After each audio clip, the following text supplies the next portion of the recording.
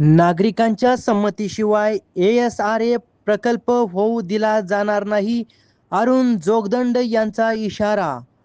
मुख्य कार्यकारी संपादक अभिजित सिद्धार्थ चव्हाण, पिंपरी चिंचवड. दिनांक 8 मे 2026 रोजी पिंपरी चिंचवड शहरात नागरिकांच्या संमतीशिवाय व विश्वासात न घेता कोणताही एएसआरए झोपडपट्टी पुनर्वसन प्रकल्प राबवू दिला जाणार नाही, असा इशारा हिंदू मातंग सेना संस्थापक अध्यक्ष अरुण जोगदंड यांनी दिला आहे. शहरातील काही भागात बिल्डर लॉबी व अधिकाऱ्यांच्या संगनमताने स्थानिक नागरिकांना अंधारात ठेवून एएसआरए प्रकल्प लादण्याचा प्रयत्न सुरू असल्याच्या तक्रारी येत आहेत. या पार्श्वभूमीवर अरुण जोगदंड यांनी आक्रमक भूमिका घेतली आहे.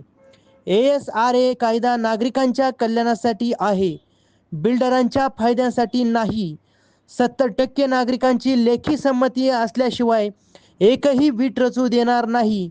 रहिवाशांच्या हक्कावर गदा येईल असे कोणतेही काम खपवून घेतले जाणार नाही, असे अरुण जोगदंड म्हणाले.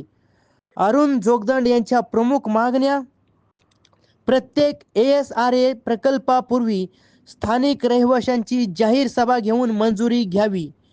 प्रकल्पाचा आराखडा, पुनर्वसन इमारतीचे नकाशे व कराराची प्रत प्रत्येक कुटुंबाला द्यावी.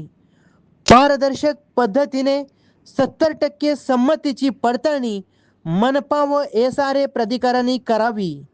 बांधकाम पूर्ण होईपर्यंत रहिवाशांना योग्य भाडे व पर्यायी व्यवस्था द्यावी. बोगस सह्या व बनावट संमतीपत्राच्या आधारे प्रकल्प मंजूर करणाऱ्या अधिकाऱ्यावर कारवाई करावी.